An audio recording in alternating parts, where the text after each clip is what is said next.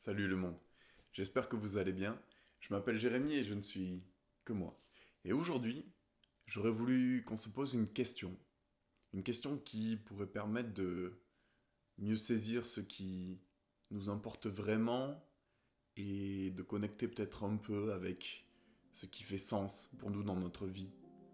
Et cette question, c'est celle de la mort.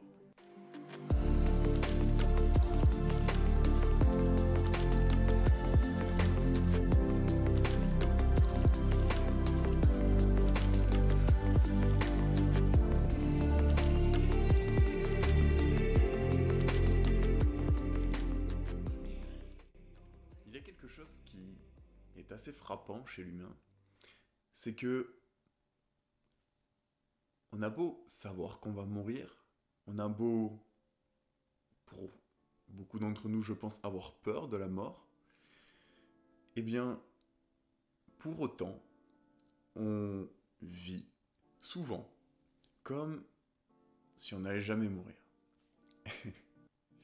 Et je trouve que se questionner sur cette notion de la mort, en, en allant un petit peu au-delà du YOLO, on n'a qu'une vie, si ça se trouve demain je suis mort, et du coup je vais faire n'importe quoi.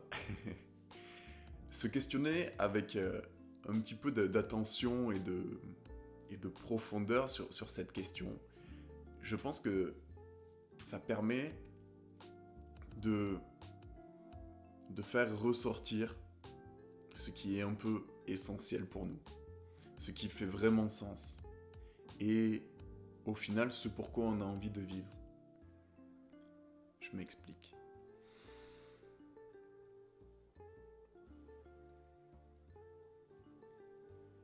Avant toute chose, petit disclaimer, c'est un sujet qui est évidemment délicat, et donc si vous affrontez en ce moment un rapport un peu complexe avec la notion de la mort, potentiellement vous amusez pas à faire ou à vous plonger dans les réflexions que je suis en train d'aborder. Ok? Prenez soin de vous. Ceci étant dit, la notion de la mort. Ce qui peut être intéressant de faire, c'est d'avoir une réelle réflexion, un vrai moment de concentration où on se pose et on se rappelle que ouais, on est des êtres humains, on a notre vie quotidienne, mais à un moment donné, ça va s'arrêter.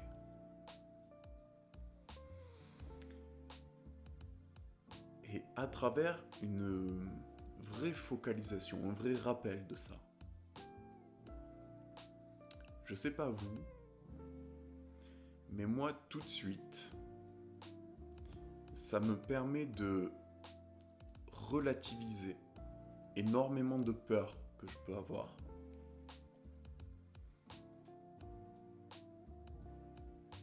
Et ce qui se crée, en tout cas chez moi, c'est un peu, mais oui, mais peu importe ces peurs, si pour toi ce qui importe c'est de faire telle ou telle activité, c'est de dire telle ou telle chose à un proche, eh ben, ce serait trop bête de pas le faire, parce que oui, peut-être que dans une semaine, je vais traverser la rue et je vais prendre un bus dans le nez.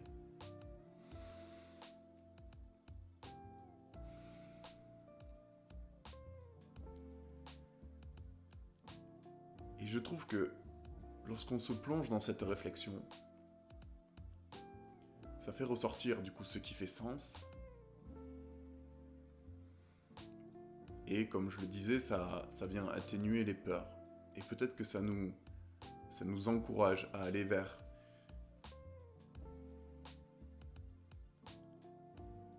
ces choses que l'on regretterait de ne pas avoir fait. Il y a vraiment cette notion du regret qui est assez forte, je trouve, quand on explore la mort, parce que au final, la mort, qu'est-ce que ça vient représenter? C'est un coup d'arrêt, un stop à notre vie, qui dit que, maintenant, tu reviendras pas sur ce qui s'est passé avant, Et il n'y a plus d'après. En tout cas, il n'y a plus d'après comme c'était avant. et, euh, et tu ne peux plus rien y faire. Et ça, ce côté d'impuissance, je trouve que ça vient éveiller la notion de regret et de mais pourquoi j'ai pas fait ça? Et pourquoi je me suis tant pris la tête pour telle ou telle chose alors que j'aurais pu le faire? Pourquoi je lui ai pas dit je t'aime? Et pourquoi je j'ai passé des après-midi à me morfondre dans mon canapé ou à me diluer dans les réseaux sociaux alors que j'avais tellement envie d'acheter un billet d'avion et d'aller parcourir le monde.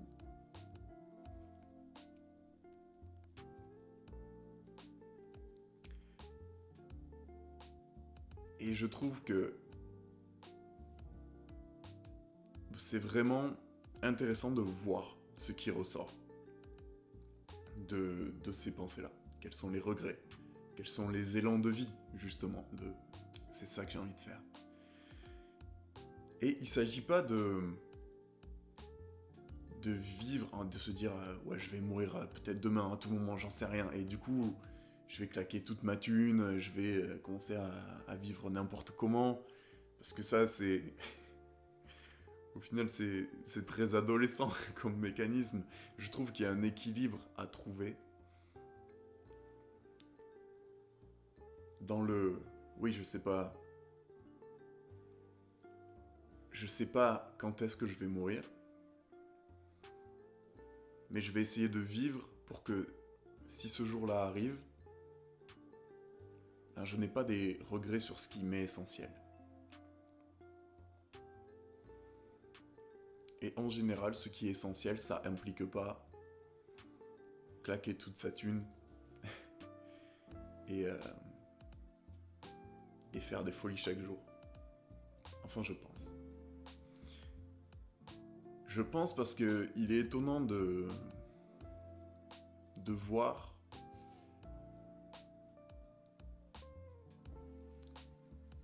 que face à la réflexion de notre mort, il est étonnant de voir que cela vient, je pense pour beaucoup d'entre nous, lisser les espaces de colère et les mettre de côté, comme s'ils avaient peu d'importance. Pour, au contraire, ouvrir la focale sur les espaces plus liés à l'amour.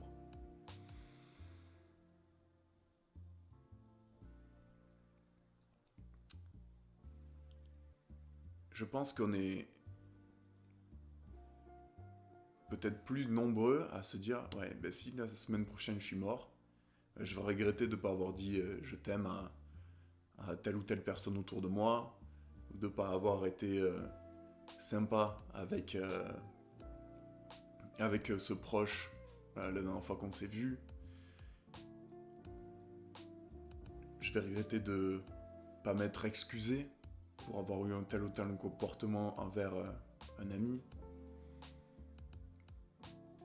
Mais je crois que beaucoup plus rarement, on a des sentiments belliqueux où on va se dire ah, je regrette ce gars-là, j'aurais dû lui dire ses 4 vérités, j'aurais dû lui mettre une grande tarte. Et de toute façon, c'est tous des cons.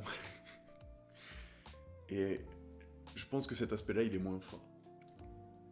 Et qu'au contraire, on se focalise sur ce qui est essentiel, ce qui est précieux, et donc des choses beaucoup plus ouvertes sur l'amour au sens large.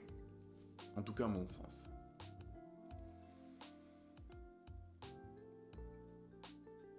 Après, je pense qu'il est aussi intéressant d'avoir un regard un peu plus mental, un peu plus réfléchi, un peu plus pensé sur ce qui vient ressortir là. Parce que peut-être que certains d'entre vous, vous allez avoir le regret de ne pas avoir eu une grande maison, une super bagnole et une vie de célébrité. Peut-être. c'est les premières choses qui viendront. Donc je pense que c'est intéressant aussi de voir, tiens, pourquoi est-ce que ça, euh, c'est ce que je viendrais regretter si je mourrais. Pourquoi est-ce que c'est si important? Juste des questions, il y a pas de bien ou il n'y a pas de mal. Hein. Mais de la même façon, si ce sont des choses vraiment plus liées, liées à des choses entre guillemets plus belles, donc si vous regrettez de ne pas avoir dit je t'aime à vos parents par exemple, ou de ne pas avoir été plus présent pour votre amoureux, votre amoureuse, ou de ne pas avoir suivi ce rêve, eh bien il est intéressant de venir questionner de oui, pourquoi je ne le fais pas au final? Est-ce qu'il y a un réel frein à ça? À nouveau, il n'y a pas de bonne ou de mauvaise réponse, mais envisager la mort et rester conscient qu'à un moment donné, notre vie terrestre va y avoir un grand stop, et garder ça dans un coin de sa tête, non pas vivre tout le temps en mode oh là là, je peux mourir à tout moment, mais garder ça dans un coin de sa tête, de temps en temps, faire un petit check. Eh bien, ça permet d'en apprendre sur nous, sur ce qui fait sens et sur ce que l'on regretterait. Et donc peut-être que quelque part c'est un moteur pour dépasser des peurs, pour dépasser des doutes, pour également accepter de ne pas être parfait.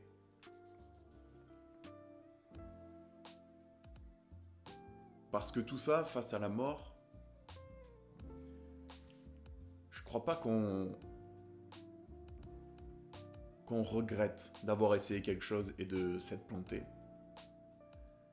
Je crois pas qu'on regrette d'avoir dit je t'aime et que ça n'ait pas été reçu comme on l'espérait. Je crois pas.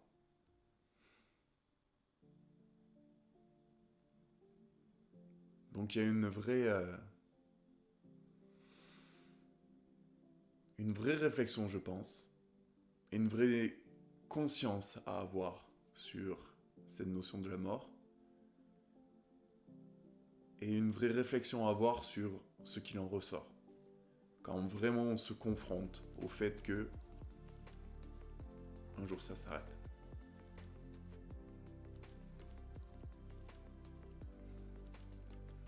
C'est pas un sujet évident, mais essayez de le faire avec ouverture et vraiment sur un moment calme.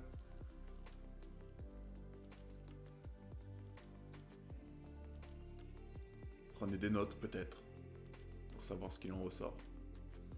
Et essayez de faire... c'est intéressant de faire un check régulier sur est-ce qu'il y a une évolution de mes ressentis face à la mort. Et est-ce qu'il y a une évolution des regrets que je ressens si je m'imagine mourir la semaine prochaine. Est-ce qu'il y a une évolution des choses pour lesquelles je suis content également? Voilà. C'était la réflexion du jour. J'espère qu'elle nous aura permis de faire un pas de plus sur la voie du flow. Et c'était Jérémy pour vous servir. Allez, ciao.